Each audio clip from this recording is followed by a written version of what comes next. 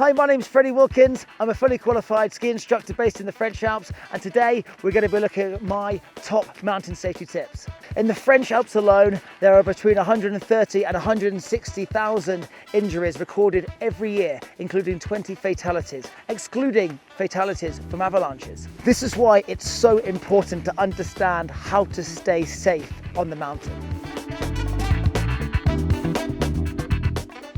The first rule on the FIS skiway code is respect for other skiers. You must ski in a way that does not endanger anybody else on the mountain. This involves always staying in control and leaving space between you and the person in front of you. You need to always anticipate that the person in front of you could stop or fall over at any time, and you will have enough time and space to stop before crashing into them.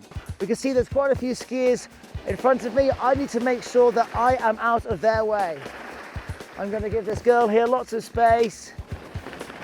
Also, always be aware of your surroundings and where you're going. Here, for example, the piste narrows quite considerably. It's a bit of a bottleneck. I need to be careful of that. So now I'm skiing down the piste, it's nice and clear, and anybody above me has to get out of my way. Okay, however, just be careful, because if I start doing this and crossing the piste without looking, it's likely that someone could go into me. So whenever you go sideways, always check. Have a look if I'm going to go this way, just like you would in a car or on a bike or a motorbike. You would check to your side before you traversed. Same thing goes for when you're re-entering the piste. I always want to check it's clear before I go.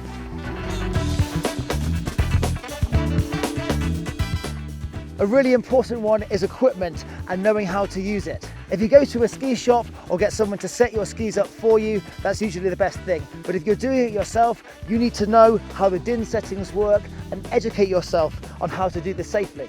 If your DIN settings are too high, that can actually be really dangerous. If you fall over and you don't eject from your skis, you could do some serious injury to yourself. When you're putting your skis on, make sure you don't have any snow on the bottom of your boots, and you make sure you hear that click. If it doesn't click in, it might not be on properly, and you can start skiing and you might fall over.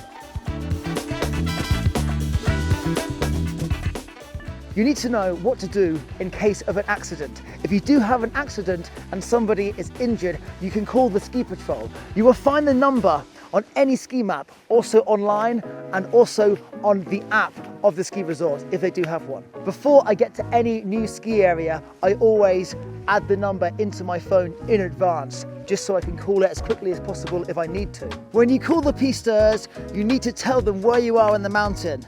You do that by finding the nearest piste marker. So for example here, where I'd call the pisteurs, I'd say, I'm on the piste prolong, I'm by piste marker number 11, and then you tell them whether you're either on the left side or the right side of the piste, and they'll come and get you. They're spaced roughly every 100 meters, so I know by looking at the sign, I've got about 1,100 meters left of this piste.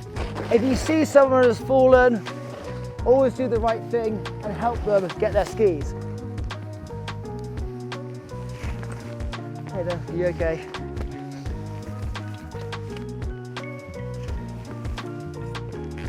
Cheers, have a good day.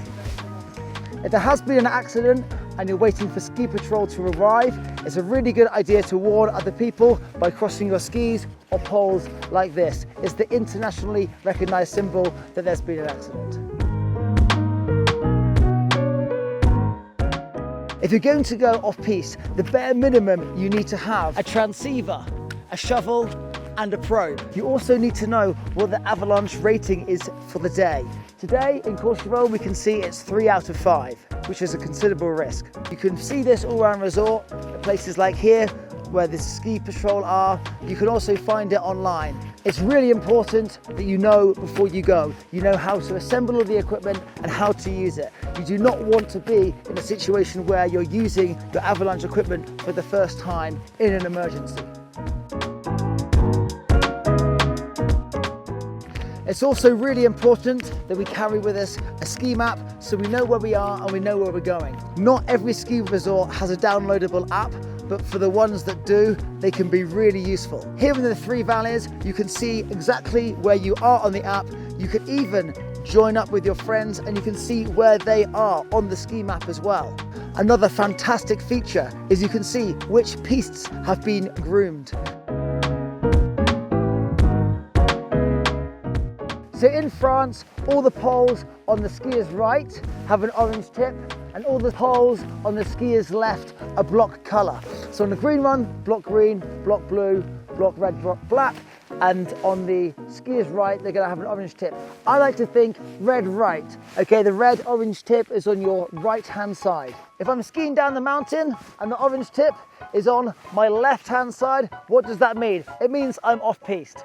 The piste markers are super useful to keep us on the piste, but they can also be essential if we are in a whiteout. You will always, even if it's a big storm, be able to see the next one. Okay, so if it was a whiteout now, I'd find the block colour. I know this is the left side, so I would just ski so it's just on my left until I get to the next one.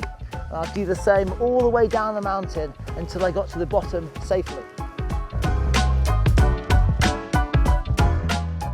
It's always useful to take note of the signs in resort. They will help you navigate where you're going so you can avoid ending up on a piste that might be above your skill level. These signs, for example, tell you the name of the run and the colour of the run, and they'll also tell you the name of the lift that it leads to. Yellow and black poles signify that there's a hazard. In this instance, they're telling people coming up this drag lift that it's a corner, but you'll see them all over the mountain. Quite often if there's some rocks or an icy patch or a hazard, they'll put them up. Here it's telling us to slow down. That's because it's getting more narrow and we're coming into the centre of the resort. When you stop, you always want to stop at the side of the piste in a safe place. It's amazing how many people stop in the middle of the piste completely oblivious to the danger they're putting themselves in and other people. If you're standing in the middle of the piste, people can ski into you. If you're at the side, you're out the way and it's safer. It's also really important never to stop just below a roller. Here, for example, the piste moves away quickly, and as you can see, very soon I'm out of your field of vision, and if anyone's coming flying down here, they could easily go smashing into me. When skiing in a group, it's always important to stop below the group to avoid taking anybody out.